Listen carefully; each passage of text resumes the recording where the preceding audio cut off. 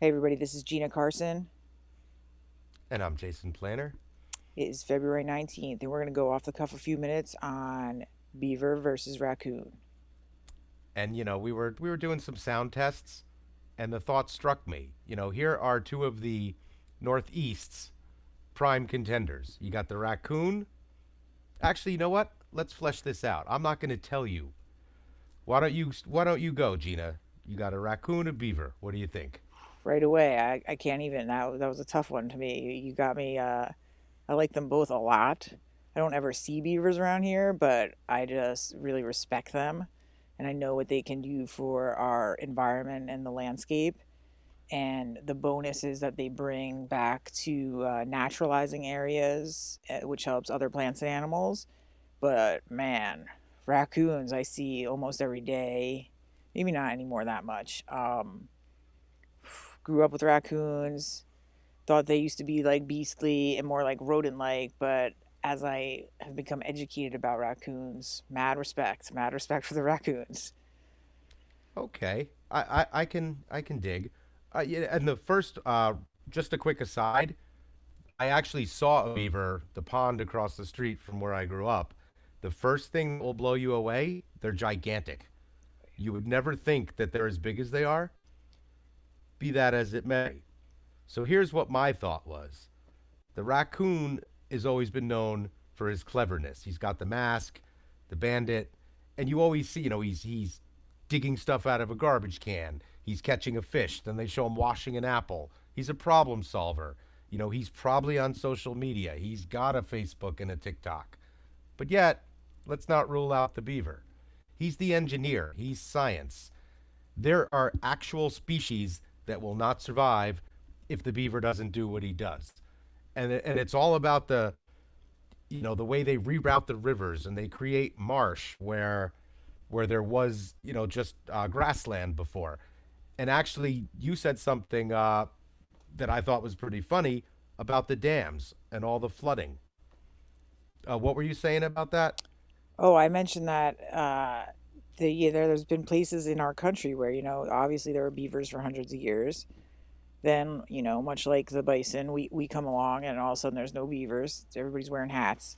But they had flooding problems, flooding problems, up until modern times. And that doesn't stop people from building or doing whatever. And then people get flooded. It's a nightmare. But they, human minds and terribly the Army Corps of Engineers, so they don't seem to really ever help too much.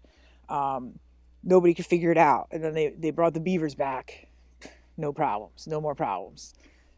Sometimes we get rid of things that we need, and in hindsight, I don't know why it takes people so long, because I'm sure there were scientists saying that for years, but we like to spend money and try to fix things like the harder way. And where sometimes you are the Einstein, I am the Shakespeare. So the way I sum that up is you've made me a believer in the value of the beaver, but intelligence is a boon. Let's not forget the raccoon. There you go. Just like that, folks. So I think I guess the conclusion is, first of all, they're both badass, so you really can't go wrong. And you know what? This is just gonna have to be one of those this or that. I think sometimes there is no winner. Things have, each brings a different set of skills to the table. And I just think they're both mad respect for both. And before people say that animals, they have intelligence. It's different than ours. As I wish you guys could see into my home right now.